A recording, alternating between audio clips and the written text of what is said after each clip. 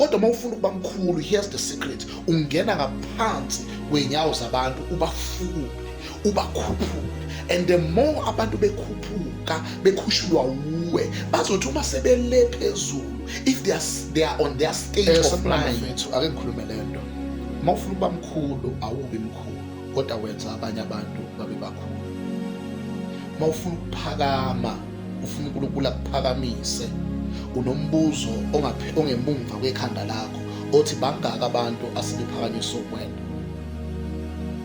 Wonke umuntu ofuna ukuba mkhulu emhlabeni, nabantu nje abakhulu emhlabeni esibaziyo, abantu ababengakufuni ukuba bakhulu, kodwa abantu abenza abanye abantu babe bakhulu.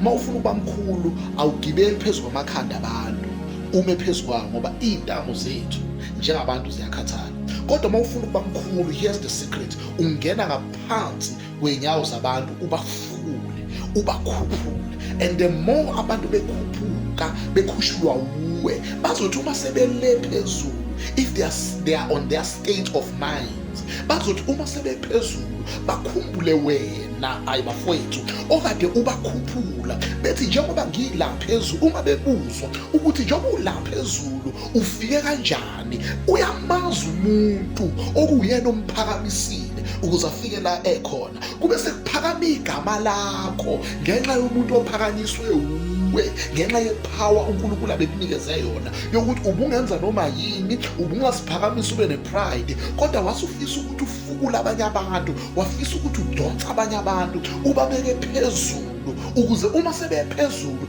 bakwazi ukudonsa wena. Bathi asikwazi ukuba ngaphezulu komuntu okuyena osiphakamisile bese kuphakama igama lakho. Igama lakho lincike ekutheni abantu abaphakanyiswe uwe bane-ability yokuthi baphakamise wena. Ayi bafowethu, lento ijule kakhulu. Even nasebandleni, uma ufuna ukubona ibandla likhula, akumusa ukukhula wena mfundisi, ayi bafowethu, kodwa wena njengomfundisi lwela ukuthi abazalwane bakhule. Musukuba nemoto wena mfundisi, kodwa lwela ukuthi abazalwane babe nemoto, ngoba uma abazalwane bonke sebe nemoto, they are eligible to buy you a car. Uma abazalwane bonke sebe nezindlu, they are eligible to buy you a house. Kodwa musukufuna ukuba phambili ngezinto, wena fukula labantu, methulisha labantu, nikeza labantu ithemba, nikeza labantu uNkulunkulu. Uma sebe phezulu, they have all the ability to drag you and put you in big places.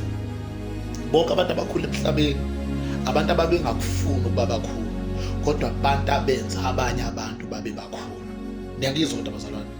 Bonke abantu abakhulu emhlabeni, nawe uma ufuna ukuba mkhulu emhlabeni, musukufuna ukuba mkhulu, kodwa yenza omunye umuntu abe mkhulu. Ngelinye ilanga lowo muntu uzokukhumbula athi ngila ngikhona kungenxa kasibanibani, bese nawe kubonakala into zakho zishintsha.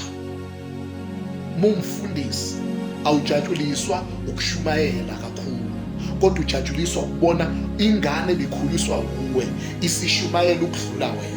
Mawuthisha awujatshuliswa ukuthi ufundisa kahle kakhulu, kodwa ujatshuliswa ukubona ulevel 7 wengane ebifundiswa wena.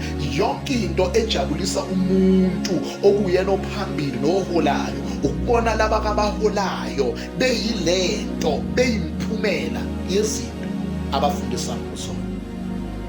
Mafuna ukuba mkhulu, ehlela ngenzansi. Isho njalo iBhayibheli.